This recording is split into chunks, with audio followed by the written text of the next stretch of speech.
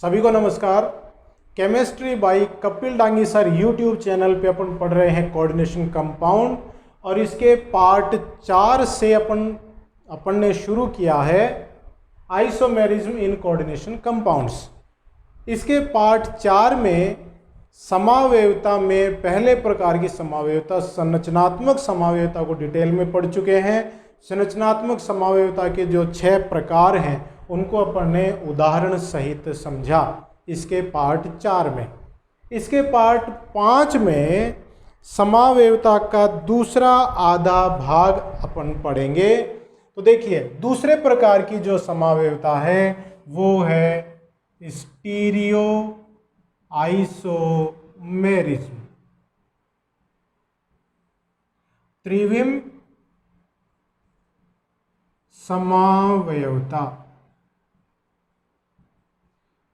Stereo isomerism या त्रिविम समावयवता का क्या मतलब है? वे अणु जिनके अणु सूत्र समान होते हैं, साथ ही संरचनाएं भी समान होती हैं, लेकिन त्रिविम में यौगिकों में केंद्रीय धातु से जुड़े लिगेंडों की व्यवस्थाएं भिन्न भिन्न होती हैं, उन्हें अपन त्रिविम समावयवता कहते हैं। त्रिविम समावयवता 2 प्रकार की है, ज्योमेट्रिकल आइसोमेरिज्म, जिसे हिंदी में अपन कहेंगे ज्यामितीय समावयवता। इसका एक नाम और है सिस ट्रांस आइसोमेरिज्म, जिसे कहेंगे समपक्ष विपक्ष समावयवता। और दूसरे प्रकार की इसमें समावयवता है ऑप्टिकल आइसोमेरिज्म, मतलब प्रकाशिक समावयवता।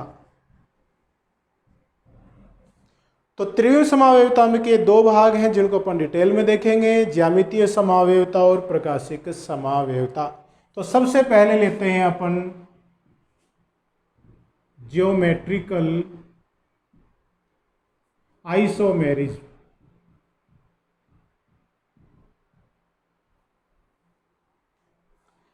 ज्यामितीय समावयवता दर्शाने के लिए यौगिकों को कुछ शर्तों की पालना करना आवश्यक होता है।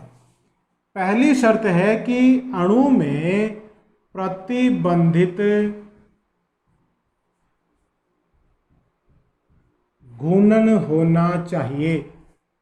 मतलब अणु है वो किसी अक्ष के सापेक्ष अपने घुमा नहीं सकते उसको, मतलब प्रतिबंधित घूर्णन उसमें पाया जाना चाहिए। दूसरा क्या है? केंद्रीय धातु के साथ कम से कम 2 प्रकार के लिगेंड जुड़े होने चाहिए। कम से कम 2 प्रकार के लिगेंड जरूर से जुड़े होने चाहिए केंद्रीय धातु के साथ। अगर केंद्रीय धातु के साथ जुड़े हुए सभी लिगेंड एक समान प्रकार के हैं तो वो ज्यामितीय समावयवता नहीं दर्शाएंगे। क्लियर है? तो इन शर्तों की पालना होना जरूरी है। अब ज्यामितीय समावयवता में होता क्या है कि किसी उपसहसंयोजक यौगिक में केंद्रीय धातु से जुड़े हुए एक समान लिगेंड अगर निकटस्थ स्थिति में हैं, एक समान लिगेंड निकटस्थ स्थिति में हैं,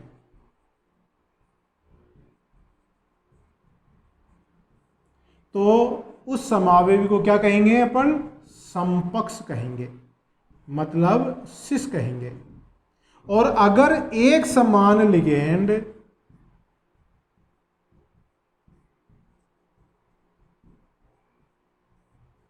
दूरस्थ स्थिति में उपस्थित है, एक दूसरे से सबसे ज्यादा दूरी पर स्थित है, तो इस प्रकार के समावयवी को कहेंगे विपक्ष, मतलब ट्रांस कहेंगे।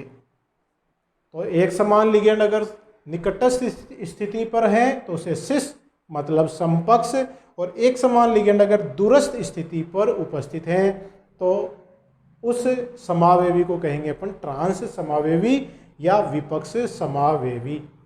अब ज्यामितीय समावयवता में अपन दो प्रकार के यौगिक लेते हैं, एक जिनमें केंद्रीय धातु की समन्वय संख्या 4 है, दूसरे प्रकार के ऐसे यौगिक जिनमें केंद्रीय धातु की समन्वय संख्या 6 है। तो अपन पहले प्रकार के यौगिक ले रहे हैं समन्वय संख्या 4 वाले यौगिक।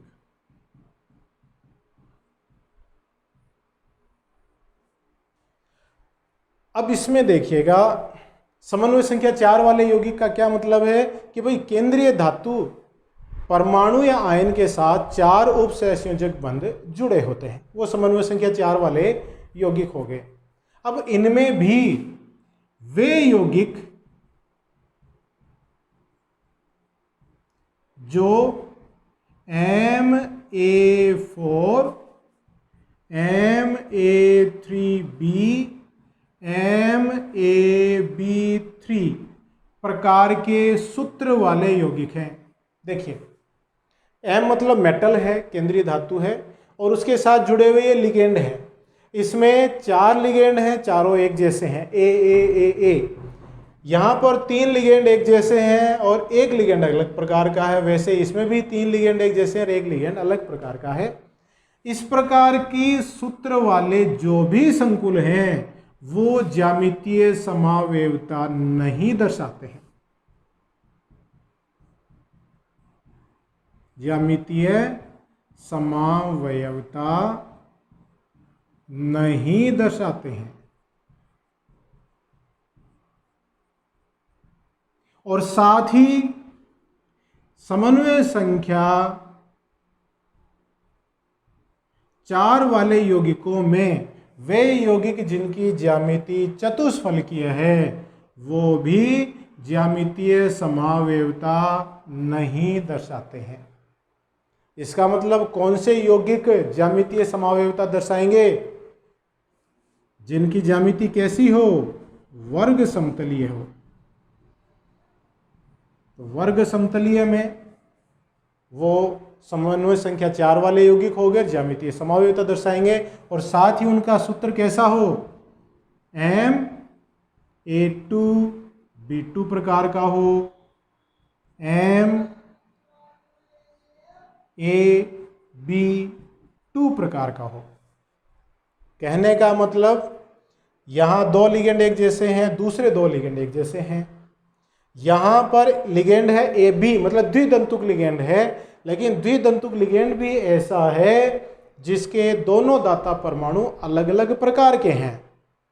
एक दाता परमाणु मैंने यहाँ A से दर्शाया, दूसरे दाता परमाणु को B से दर्शाया। इस तरह के 2 द्विदंतुक लिगेंड केंद्रीय धातु से जुड़े हुए हैं। तो वर्ग समतलीय संकुल हों और इस प्रकार की सूत्र वाले संकुल हैं तो ज्यामितीय समावयवता वो दर्शाएंगे। उदाहरण से अपन अगर समझने की कोशिश करें तो देखिएगा, उदाहरण लें PtNH3 2Cl2, PtNH3, चलो इसी को लिख लेते हैं। देखिए ये हो गया कोई यौगिक है, इसका नाम क्या है? डाईएमीन डाईक्लोरो प्लेटिनम सेकेंड, ये इस संकुल का नाम हो गया। इसकी ज्यामिति 2 प्रकार से हो सकती है। वर्ग समतलीय है, इसके केंद्र पर प्लेटिनम है, 4 लिगेंड इस तरह से जुड़े हो सकते हैं। यहाँ NH3, यहाँ NH3, ये Cl और ये Cl। तो देखिए एक समान लिगेंड है वो निकटस्थ स्थिति में है, ये एक समान लिगेंड है निकटस्थ स्थिति में है कि नहीं, है ना। तो इसका नाम क्या हो गया, नाम तो यही है और इसके नाम में क्या लग जाएगा, नाम से पहले सिस लग जाएगा, मतलब इसका नाम हो गया सिस डाइअमीन डाइक्लोरोप्लेटिनम सेकेंड। और ये यौगिक इस प्रकार की ज्यामिति का भी हो सकता है, केंद्र पर प्लेटिनम, यहाँ NH3, यहाँ NH3, ये Cl, ये Cl।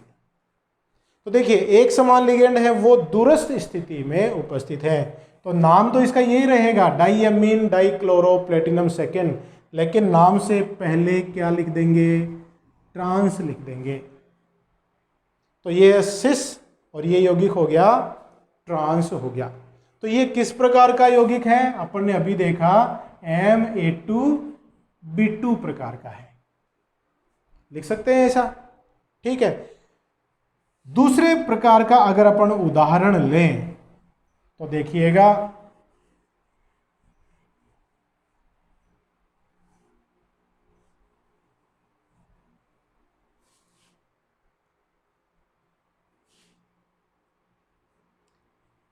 CO NH3 का होल ट्वाइस Br2 1+, इसमें भी अगर 2 अमोनिया निकटस्थ स्थिति में है तो सिस कहेंगे और विपरीत स्थिति में है तो अपन क्या कहेंगे, ट्रांस कहेंगे। तो ये जो यौगिक अपन उदाहरण के रूप में ले रहे हैं उनमें सभी लिगेंड एक दंतुक प्रकार के हैं। दूसरे प्रकार के जो अपन उदाहरण की बात कर रहे थे, जैसे MAB का होल ट्वाइस, इसकी बात कर रहे थे, इसमें जो लिगेंड है वो कैसा है, द्विदंतुक है। और द्विदंतुक लिगेंड में भी दोनों दाता परमाणु अलग अलग प्रकार के हैं। उदाहरण के तौर पे देखिएगा, जैसे CO GLY का होल ट्वाइस, ये है बाई ग्लाइसिनेटो कोबाल्ट, ये कोई यौगिक है। देखिएगा ग्लाइसिनेटो क्या है, NH2 CH2 COO-, ये ग्लाइसिनेटो है, लिगेंड है जिसको शॉर्ट में GLY के रूप में लिखते हैं। 2 दाता परमाणु हैं, एक है नाइट्रोजन और दूसरा है ऑक्सीजन, दोनों अलग अलग प्रकार के हैं। तो इसकी भी देखिए 2 प्रकार की संरचना प्राप्त हो जाती है। कोबाल्ट, यहाँ NH2, यहाँ OCO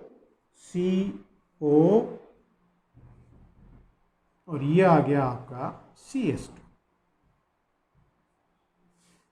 दूसरा लिगेंड NH2 OCO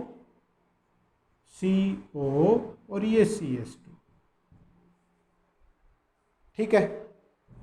4 उपसंयोजक बंध केंद्रीय धातु के साथ यहां पर बने हुए हैं। अब देखो दोनों लिगेंडों में जो एक समान दाता परमाणु हैं वो एक तरफ है, जैसे यहाँ पे नाइट्रोजन नाइट्रोजन एक तरफ है, ऑक्सीजन ऑक्सीजन एक तरफ है, तो ये कैसा हो गया, सिस समावेवी हो गया। और इसका ट्रांस रूप कैसा हो जाएगा, ये CO NH2, इधर ऑक्सीजन, और यहां देखिएगा यहां ऑक्सीजन और यहां NH2।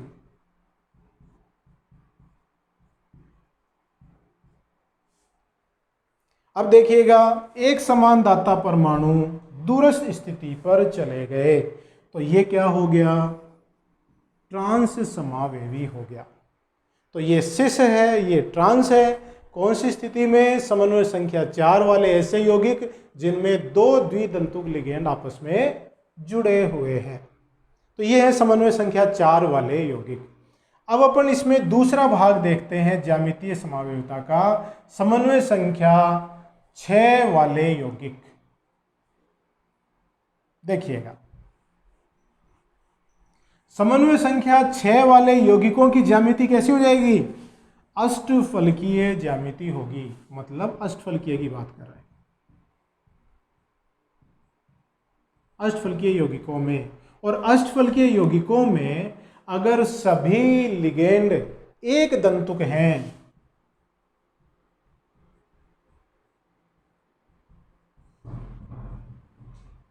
तो एक दंतुक लिगेंडों वाले वे यौगिक जिनके सूत्र अगर ऐसे हैं Ma6 Ma5B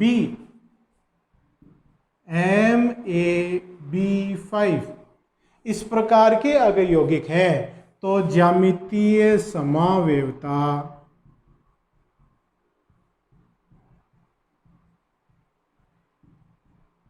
नहीं होगी। इस प्रकार के सूत्र वाले यौगिकों में ज्यामितीय समावयवता नहीं पाई जाएगी। तो किन यौगिकों में पाई जाएगी? इस प्रकार के यौगिकों में Ma4B2 Ma2B4 Ma3B3, इस प्रकार के यौगिकों में ज्यामितीय समावयवता पाई जाती है। ठीक है, कब? जब एक दंतुक लिगेंड है। अपन द्विदंतुक लिगेंड वाले में भी देखेंगे। तो उदाहरण के तौर पर अगर अपन देखें तो देखिएगा, उदाहरण लें CO NH3 4 Cl2 1+, ये संकुल आयन है। इसकी 2 प्रकार की ज्यामिति अपन बना सकते हैं। यहां पर कोबाल्ट 3+ के रूप में है और इसके साथ 4 लिगेंड अष्टफलकीय संरचना में इस तरह से जुड़े होते हैं। अगर उनकी व्यवस्था इस प्रकार से है तो देखिएगा, 4 अमोनिया एक तल में, एक Cl ऊपर और एक Cl तल के नीचे इस तरह से जुड़ा होता है। तो समान लिगेंड देखिए, Cl और Cl विपरीत दिशा में है, दूरस्थ स्थिति पर है, तो ये क्या हो गया? ट्रांस समावेवी हो गया। मतलब इसका नाम हो जाएगा trans tetraammine dichloro cobalt 3 ion, ये नाम हो जाएगा इसका, trans tetraammine dichloro cobalt 3 ion, क्योंकि Cl Cl लिगेंड है वो विपरीत दिशा में जुड़े होते हैं। अगर समान लिगेंड निकटस्थ स्थिति में है, देखिएगा कैसे, Cl Cl, ये NH3, ये NH3, ये NH3 और एक NH3 है ये। एक समान लिगेंड है, वो निकटस्थ स्थिति पर है, तो ये समावेवी कौन सा हो जाएगा? सिस समावेवी। नाम इसका सेम रहेगा, नाम लिखते समय कैसे लिखेंगे? ट्रांस की जगह क्या आ जाएगा? सिस आ जाएगा। सिस टेट्राएमीन डाइक्लोरो कोबाल्ट 3 आयन इसका नाम हो जाएगा। तो ये तो कौन सी स्थिति में है? जब लिगेंड क्या हो? एक दंतुक लिगेंड हो। अगर इसमें द्विदंतुक लिगेंड भी उपस्थित हो तो देखिए क्या होगा। एक दंतुक लिगेंड के साथ साथ द्विदंतुक लिगेंड भी हैं। एक दंतुक लिगेंड के साथ द्विदंतुक लिगेंड भी उपस्थित हैं।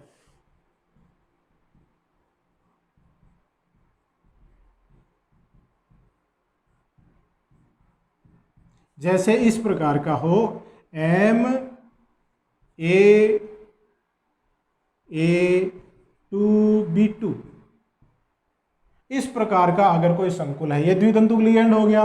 दोनों दाता परमाणु एक जैसे हैं। ये कोई दूसरे प्रकार के दो लिगेंड हैं जो दोनों एक दंतुक लिगेंड हैं। उदाहरण के तौर पे देखिएगा, जैसे CONH3 whole twice EN whole twice 3+। ये इस प्रकार का संकुल है। अमोनिया तो एक दंतुक लिगेंड है, अमोनिया की संख्या कितनी है? 2। EN क्या है? इथाइलिन डाइएमीन, द्विदंतुक लिगेंड है और इस द्विदंतुक लिगेंड में दोनों दाता परमाणु एक समान है। नाम क्या हो जाएगा इसका? डाइएमीन बिस ethylene diamine cobalt third ion, ये इस संकुल का नाम है। अब इसकी संरचना देखिए, दो प्रकार से है। ज्यामितीय समावयवता अगर इसकी देखें तो ये इस प्रकार से हो जाती है। कोबाल्ट थर्ड आयन केंद्रीय धातु के रूप में है, समन्वय संख्या 6 है, तो ज्यामिति हो जाएगी अष्टफलकीय। 6 लिगेंड इस तरह से जुड़े होंगे। ये अमोनिया और ये इथाइलिन डाइएमीन इस तरह से अगर जुड़ा हो, एक ethylene diamine ligand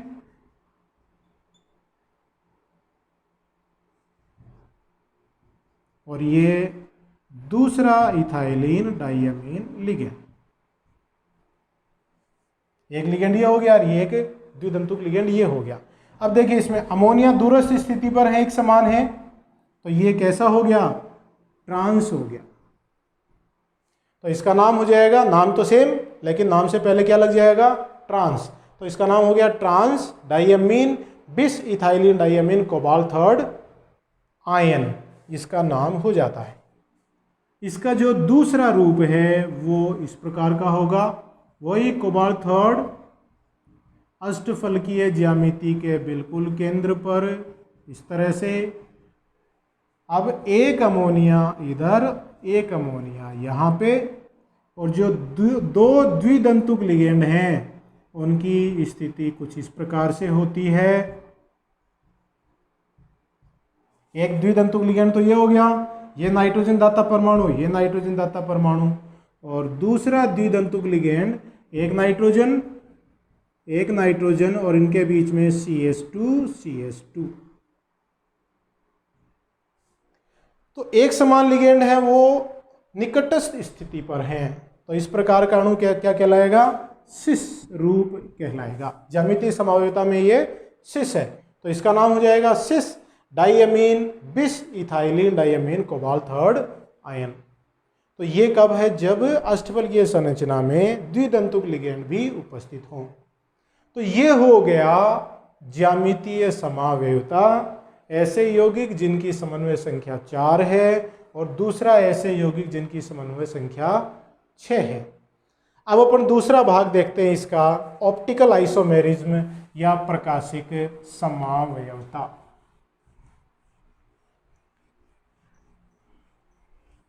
optical isomerism या प्रकाशिक समावयवता के लिए भी कुछ शर्तों की पालना होना आवश्यक है। ऑप्टिकल आइसोमेरिज्म या प्रकाशिक समावयवता। शर्त क्या है? देखिएगा, अणु कैसा होना चाहिए? किरेल होना चाहिए।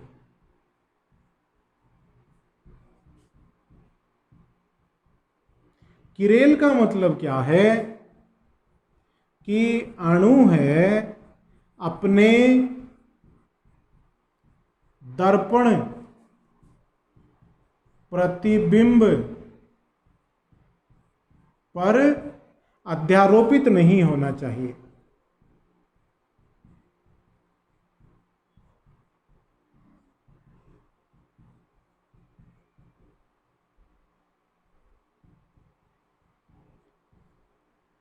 कोई भी अणु अपने दर्पण प्रतिबिंब पर अध्यारोपित नहीं होना चाहिए और दर्पण प्रतिबिंब पर अध्यारोपित नहीं होगा तो वो प्रकाशिक समावयवता दर्शाएगा।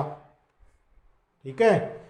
दर्पण प्रतिबिंब पर अध्यारोपित होने का क्या मतलब है कि जैसे मान लो मेरे दो हाथ हैं, इस हाथ का ये दूसरा वाला हाथ दर्पण प्रतिबिंब है, बीच में दर्पण रख दें तो ये दर्पण प्रतिबिंब हो गए। इस हाथ को उठा के अगर मैं दूसरे हाथ पे रखूं तो देखो पूरी तरह से इसको ढक नहीं रहा है, अध्यारोपित नहीं हो रहा है, इसका मतलब ये किरेल हो गया। तो किरेल का ये मतलब है कि अणु अपने दर्पण प्रतिबिंब पर अध्यारोपित नहीं होना चाहिए। उस अणु को क्या कहेंगे? किरेल अणु कहेंगे। अब इसमें होता क्या है? प्रकाशिक समावयवता किसे कहेंगे? वे अणु जिनके अणु सूत्र और संरचनाएं समान होती हैं लेकिन समतलीय ध्रुवित प्रकाश के प्रति, समतलीय ध्रुवित प्रकाश के प्रति व्यवहार भिन्न होता है।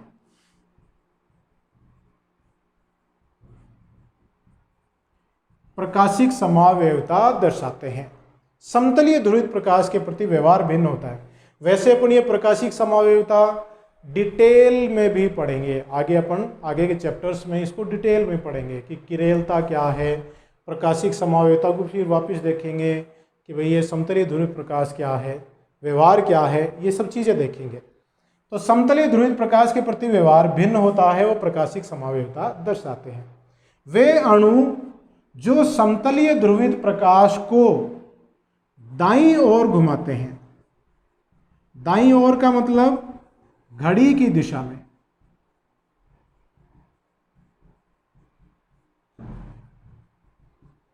समतलीय ध्रुवित प्रकाश है उसको दाईं ओर घुमाते हैं, यूं घुमा देते हैं, तो उन्हें अपन क्या कहेंगे? दक्षिण ध्रुवण घूर्णक कहेंगे। दक्षिण ध्रुवण घूर्णक यौगिक कहेंगे। इंग्लिश में इनको डेक्स्ट्रो रोटेटरी कहा जाता है, जो स्मॉल डी या प्लस के द्वारा अपन इसको दर्शाते हैं। और अगर यौगिक समतलीय ध्रुवित प्रकाश को बाईं ओर घुमाते हैं, मतलब घड़ी की विपरीत दिशा में, तो उसे अपन क्या कहेंगे? वाम ध्रुवण घूर्णक कहेंगे, मतलब लीवो रोटेटरी कहेंगे। लीवो रोटेटरी, और इसे स्मॉल एल या माइनस के द्वारा दर्शाया जाता है। क्लियर है? अब देखिए कौन से अणु अपने दर्पण प्रतिबिंब पर अध्यारोपित नहीं होंगे? वे अणु ही अपने दर्पण प्रतिबिंब पर अध्यारोपित नहीं होते हैं जिनमें कोई सममिति बिंदु, सममिति तल या सममिति अक्ष नहीं पाया जाता है। मतलब सममिति तल भी नहीं होना चाहिए, सममिति बिंदु भी नहीं होना चाहिए और सममिति अक्ष भी नहीं होना चाहिए। वे अणु ही किरेलता दर्शाएंगे, अपने दर्पण प्रतिबिंब पर अध्यारोपित नहीं होंगे। अब देखिए अपन कुछ इसके उदाहरण लेकर चलते हैं।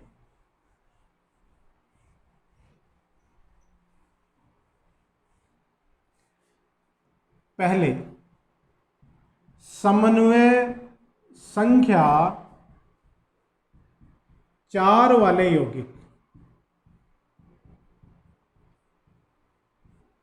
अब समन्वय संख्या 4 वाले यौगिकों में अगर उनकी ज्यामिति वर्ग समतलीय है तो वो प्रकाशिक समावयवता नहीं दर्शाएंगे। क्यों? क्योंकि इसमें सममिति तल पाया जाता है, तो वो प्रकाशिक समावयवता नहीं दर्शाएंगे। तो ज्यामिति कैसी होनी चाहिए? चतुष्फलकीय होनी चाहिए। चतुष्फलकीय ज्यामिति है तो प्रकाशिक समावयवता दर्शाएंगे। उदाहरण के तौर पे देखिएगा, जैसे निकिल GLY होल ट्वाइस, इसकी ज्यामिति देखिए कैसी है। निकिल है और उसके साथ ग्लाइसिनेटो, ग्लाइसिनेटो अभी अपन ने देखा NH2 CH2 COO माइनस, इसे क्या कहते हैं? ग्लाइसिनेटो। तो यहाँ नाइट्रोजन जुड़ा हुआ है और ये ऑक्सीजन जुड़ा हुआ है, नाइट्रोजन और ऑक्सीजन, और इनके बीच में कोई जो बीच की श्रृंखला है, मतलब CH2 इसमें जुड़ा हुआ है या CO इसके साथ जुड़ा हुआ है। अब देखिए इसमें एक बॉन्ड इधर होगा और एक बॉन्ड इधर,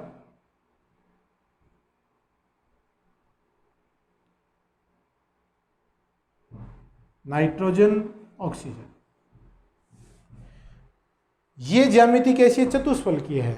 मतलब ये वाला जो भाग है ना, ये तो देखिए यूं है, यूं इस तल में है, और इधर वाला भाग क्या इस तल के यूं है, ऊपर नीचे।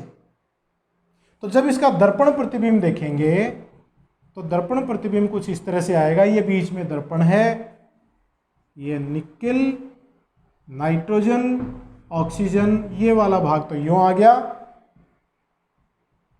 ये तल में है तो ये भी तल में है, और दूसरा वाला भाग नाइट्रोजन ऑक्सीजन, ये तल के ऊपर और नीचे होगा। इस तरह की ये ज्यामिति इसमें पाई जाती है। ये अगर डेक्स्ट्रो रोटेटरी है, दक्षिण ध्रुवण घूर्णक है, तो ये वाला भाग क्या हो जाएगा? लीवो रोटेटरी हो जाएगा, वाम ध्रुवण घूर्णक भाग हो जाएगा। तो ये दक्षिण ध्रुवण घूर्णक और वाम ध्रुवण घूर्णक आपस में क्या हो गए? प्रकाशिक समावेवी हो गए, और उनके इस गुण को प्रकाशिक समावेवता कहते हैं। ठीक है। अब है समन्वय संख्या 6 वाले यौगिक। समन्वय संख्या 6 वाले यौगिक। समन्वय संख्या 6 वाले यौगिकों में अगर इस प्रकार की ज्यामिति है या इस प्रकार के लिगेंड जुड़े हुए हैं जिनमें 6 के 6 लिगेंड एक जैसे हों या 5 लिगेंड एक जैसे हों, तो उनमें प्रकाशिक समावेवता नहीं होगी, नहीं पाई जाएगी प्रकाशिक समावेवता। ठीक है ना, क्योंकि ये अपने दर्पण प्रतिबिंब पर अध्यारोपित हो जाएंगे, और शर्त क्या है? दर्पण प्रतिबिंब पर अध्यारोपित नहीं होने चाहिए। ठीक है। अब इसमें जो यौगिक प्रकाशिक समावेवता दर्शाते हैं उसके अगर अपन कुछ उदाहरण लें तो देखिएगा, CO NH3 Cl2 1+, इसकी अगर अपन बात करें तो इसके दो रूप हैं, सिस और ट्रांस। अगर सबसे पहले मैं ट्रांस ले लूं, CO3+,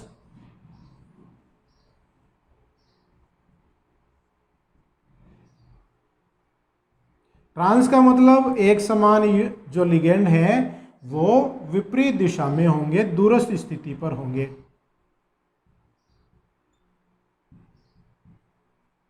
ये कैसा रूप है? ट्रांस है। अब ये ट्रांस रूप अगर इसका है तो इसमें सममिति बिंदु भी है, सममिति तल भी है, सममिति अक्ष भी है, तो ये प्रकाशिक समावेवता नहीं दर्शाएगा। तो ट्रांस रूप इसका जो है वो सम्मित होने के कारण प्रकाशिक समावेवता नहीं दर्शाएगा। ये अपने दर्पण प्रतिबिंब पर अध्यारोपित हो जाएगा। इसका दर्पण प्रतिबिंब भी ऐसा ही होगा, उठा के उसको रखेंगे तो यूं का यूं अध्यारोपित हो जाएगा। तो इसका कौन सा रूप लें? इसका सिस रूप लें।